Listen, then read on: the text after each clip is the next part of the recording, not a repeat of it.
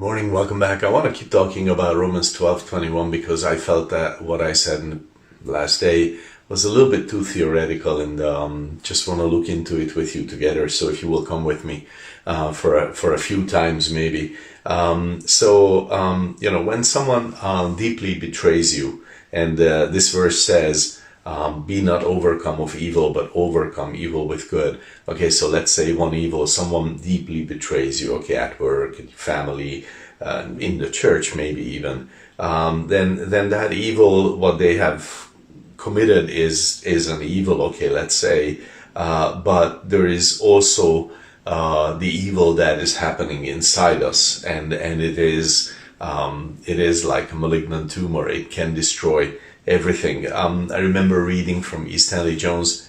He lived in India as a missionary, and he wrote about rattlesnakes that when they are cornered and hopeless, and they're like one of the deadliest snakes, and when they're cornered and they have no hope and they try to get out, they get so confused sometimes they can even bite themselves and diminish their chances of getting out, because they are venomous. They could really kill someone else, but in their confusion they are hurting themselves.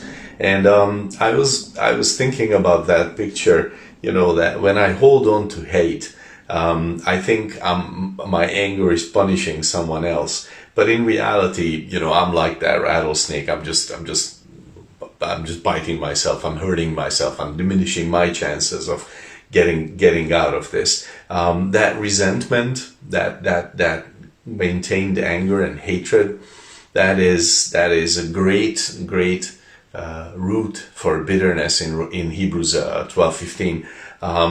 This is something that we need to watch against. Now, it's easy to say, just forgive and let it go, okay? It's easy to say that, but our psychology just doesn't work that way.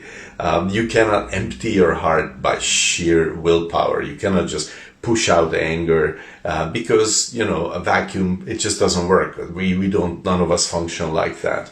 If you sit in your room, you sit in your chair at home, and you try to stop hating that person, your ex-wife, your ex-husband, your boss, your parent who's done evil to you, maybe, you are trying to stop doing that. It's like shadow boxing.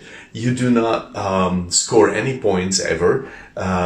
You do not gain victory ever. It's just not going to happen. As soon as you see that person again, the hate, the resentment, the anger will just come right back. It's just going to happen. And Paul here says, for a reason, overcome evil with good. And of course, I mentioned the other day that the Greek word for overcome is nikao, which means to conquer. It's a military term, to subjugate something, okay? So how do you overcome this poison, this evil, this hatred? And the answer is doing a good thing, okay? So who is living rent-free in your head, all right? And start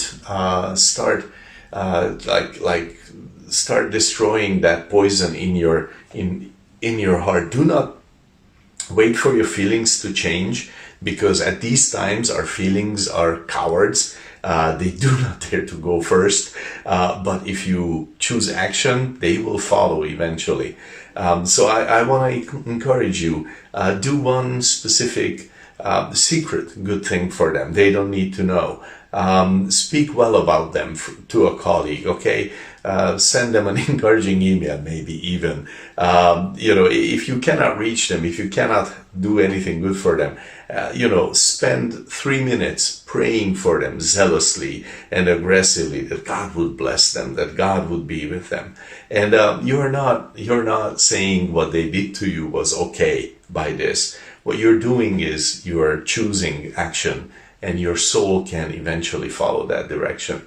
So that was just some challenging thought for the morning, and God bless your day.